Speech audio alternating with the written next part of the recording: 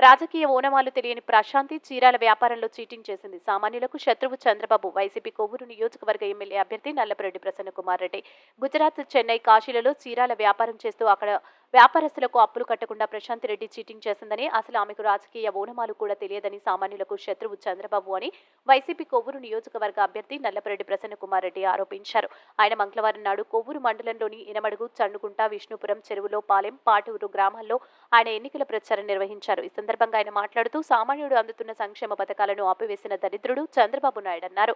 గడిచిన 5 సంవత్సరాల్లో 33 లక్షల కోట్ల రూపాయలను సంక్షేమ పథకాల ద్వారా సామాన్యులకు అందించిన గనులు జగన్మోహన్ రెడ్డి అన్నారు. నియోజకవర్గంలో సంక్షేమం, అభివృద్ధి ఎంతో చేశానని చెప్పారు. ఈ నెల 13వ తేదీన జరగనున్న ఎన్నికల్లో సామాన్యులకు, ధనవంతులకు జరుగుతున్న ఎన్నికలని సామాన్యులంతా వైసీపీ పక్కనే ఉన్నారని, ధనికులంతా చంద్రబాబు పక్కన ఉన్నారని, దీన్ని గమనించి ప్రతి ఒక్కరూ ప్రాణం గుర్తుపై ఓట్లు వేసి నన్ను ఎమ్మెల్యేగా, విజయసాయిరెడ్డిని ఎంపీగా గెలిపించాలని ఆయన ప్రజల్ని కోరారు. ఈ కార్యక్రమంలో నిరంజన్ బాబురెడ్డి, హరిప్రసాద్ రెడ్డి, రాధాకృష్ణారెడ్డి, ఎంపీపీ కొమరగిరి శ్రీలత, వైసీపీ నాయకులు, కార్యకర్తలు, మహిళలు పాల్గొన్నారు.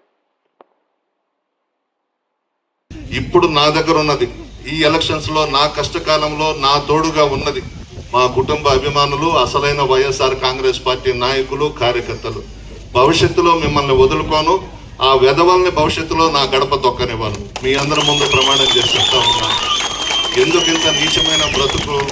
50 లక్షల నుంచి 3 కోట్లకు అమ్ముడుపోతా ఉన్నారు. ఎన్ని రోజులు ఉంటుంది ఆ డబ్బు? పేదలే నిజాయితీగా ఉన్నారు, మా నాయకులు, కార్యకర్తలే నిజాయితీగా ఉన్నారు. మీ ఆశీర్వాదం నాకుంది. ప్రతి కుటుంబంలో ఒక బిడ్డగా నన్ను ఆశీర్వదిస్తూ ఉన్నారు. డబ్బు ఈ రోజు ఉంటుంది, రేపు పోతుంది. ఒక 50 లక్షల నుంచి 3 కోట్లకు కొంటా ఉన్నారు నాయకుల్ని. కానివ్వండి, ఏం చేస్తారో చూద్దాం. తెలుగుదేశం, బీజేపీ, జనసేన ముగ్గురు ఏకమై వస్తున్నారు. పందులు గుంపుగా వచ్చిన సింహం సింగల్గా వస్తుంది.